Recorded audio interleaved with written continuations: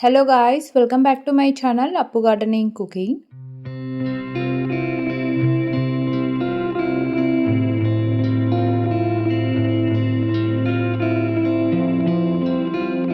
ఈ వీడియోలో ఇడ్లీ పిండితో ఒక డెలిషియస్ రెసిపీ చూపిస్తాను. చాలా ఈజీగా ప్రిపేర్ చేసుకోవచ్చు. అదేంటో కాదు, స్పాట్ ఇడ్లీ అంటారు వీటిని. హైదరాబాద్లో చాలా ఫేమస్ ఇది.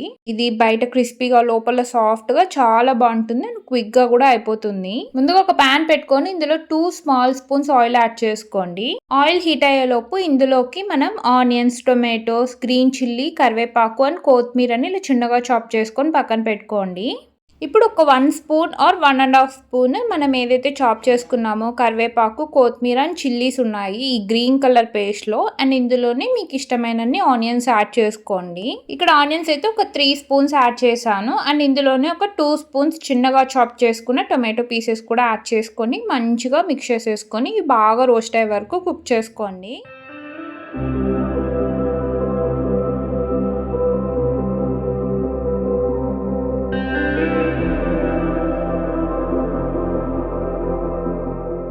కొంచెం కలర్ చేంజ్ అయ్యాక ఇందులోకి కొంచెం పసుపు, రుచికి సరిపడా ఉప్పు యాడ్ చేసుకొని మనం ఇడ్లీ బ్యాటర్లో కూడా యాడ్ చేస్తాం కాబట్టి చూసుకొని యాడ్ చేసుకోండి. అండ్ మీ స్పైస్ లెవెల్ బట్టి కారం పొడి, 1/2 spoon garam masala and 1/2 spoon ధనియా పౌడర్ యాడ్ చేసుకొని మంచిగా మిక్స్ చేసేసుకోండి.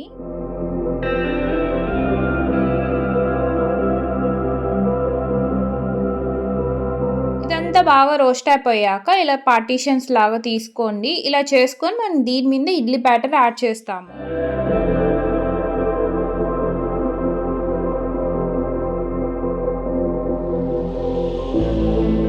స్పాట్ ఇడ్లీలు నాన్ స్టిక్ ప్యాన్లో అయితేనే మంచిగా వస్తాయి, లేదంటే స్టిక్ అయిపోతాయి. ఆర్ ఎల్స్ దోశ ప్యాన్లో అయినా ప్రిపేర్ చేసుకోవచ్చు. మసాలా అంతా రోస్ట్ ఇలా పార్టీషన్స్ లాగా తీసుకున్నాక ఇందులో మనం ఇప్పుడు ఇడ్లీ బ్యాటర్ యాడ్ చేస్తాము. ఇడ్లీ బ్యాటర్ ఒక గరిట యాడ్ చేస్తే సరిపోతుంది. మనం ఏదైతే మసాలా రోస్ట్ చేసుకున్నామో అదంతా బాగా కవర్ అయ్యేటట్టు యాడ్ చేసుకుంటే సరిపోతుంది. మరి ఓవర్గా యాడ్ చేయకండి. సో ఈ రెసిపీ మీరు non stick pan or dosa ప్యాన్లో అయితే మంచిగా వస్తాయి. ఇవన్నీ బాగా కుక్ అయిపోయినాక ఈజీగా మనం ఫ్లిప్ చేసుకున్నప్పుడు నీట్గా వస్తాయి, స్టిక్ అవ్వకుండా. ఇడ్లీ బ్యాటర్ యాడ్ చేసుకున్నాక పైన కొంచెం కొత్తిమీర, కరివేపాకు అండ్ చిల్లీస్ చాప్ చేసుకొని అవి యాడ్ చేసుకొని కొంచెం ఆయిల్ యాడ్ చేసుకొని ఇలా లిడ్ పెట్టేసుకొని మీడియం హీట్లోనే కుక్ చేసుకోండి. ఒక 2 to 3 మినిట్స్లో మంచిగా కుక్ అయిపోతుంది. గుర్తుపెట్టుకోండి, హైలో అస్సలు పెట్టుకోకండి. హైలో పెడితే మసాలా అంతా మాడిపోతుంది. అండ్ ఇవి కుక్ అయినాయో లేదా ఎలా తెలుస్తుంది అంటే మీరు ఇట్లా టచ్ చేస్తే బ్యాటర్ అనేది స్టిక్ అవ్వదు. సో అప్పుడు మంచిగా కుక్ అయిపోయినట్టు. ఇప్పుడు మంచిగా ఫ్లిప్ చేసుకుంటే ఇలా వస్తుంది. ఇలా ఫ్లిప్ చేసుకున్నాక ఇలా వస్తుంది. సో ఇక్కడ కొంచెం కేర్ఫుల్గా ఫ్లిప్ చేసుకోండి. మనం ఎంత మంచిగా అవి కుక్ చేసుకుంటే మంచిగా ఫ్లిప్ అవుతాయి, లేదంటే కొంచెం బ్రేక్ అయిపోతుంది. పైన క్రిస్పీగా లోపల సాఫ్ట్గా చాలా టేస్టీగా ఉంటాయి. సో రిమైనింగ్ ప్రాసెస్ కూడా అంతే. రిమైనింగ్ అన్నీ ఇలానే ప్రిపేర్ చేసుకుంటాము. ఈ ప్రాసెస్ కొంచెం లాంగ్ అనిపిస్తే మనం ఏవైతే చాప్ చేసుకున్నామో అవన్నీ యాడ్ చేసేసుకొని ఇందులోకి మసాలాస్ అన్నీ యాడ్ చేసేసుకొని ఒకేసారి మసాలా రోస్ట్ చేసేసుకొని పక్కన పెట్టేసుకో. కావాల్సినంత మసాలా ప్యాన్లోనే పెట్టుకొని దానిపైన బ్యాటర్ యాడ్ చేసుకొని ఇంకా నార్మల్ ప్రాసెస్లో కూడా మనం కుక్ చేసుకోవచ్చు. ఇప్పుడు ఒకేలాగా ఇడ్లీ కాకుండా ఇలా చేసుకోండి, చాలా బాగుంటుంది. దీంట్లోకి సపరేట్గా ఇడ్లీ, సాంబార్ అలా ఏం అవసరం లేదు, ప్లెయిన్గా తినేస్తాము. కిడ్స్కి అయితే కొంచెం మసాలాస్ తగ్గించి పెడితే చాలా ఇష్టంగా తింటారు. ఇదే ప్రాసెస్లో రిమైనింగ్ అన్ని కుక్ చేసుకుంటే రెడీ అయిపోతుంది. అండ్ ఈవినింగ్ స్నాక్ కూడా చాలా బాగుంటుంది. అండ్ మీ ఇంటికి ఎవరైనా గెస్ట్లు వచ్చినా కూడా ఇలా బ్రేక్ఫాస్ట్ లాగా ప్రిపేర్ చేసేయండి, చాలా ఇష్టంగా తింటారు.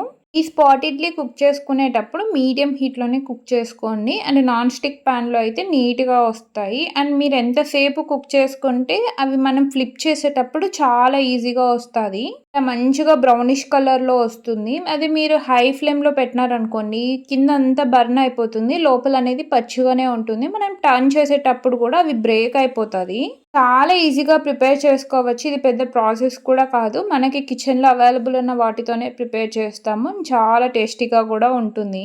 మీరు ఇన్ కేస్ ఈ రెసిపీ ట్రై చేయకుంటే తప్పకుండా ట్రై చేయండి. ఇడ్లీ ఎవ్రీ వీక్ ప్రిపేర్ చేసుకుంటూనే ఉంటాం కదా, ఒక్కసారి ఇలా ఇడ్లీ బ్యాటర్తో ప్రిపేర్ చేసుకోండి, చాలా టేస్టీగా ఉంటాయి.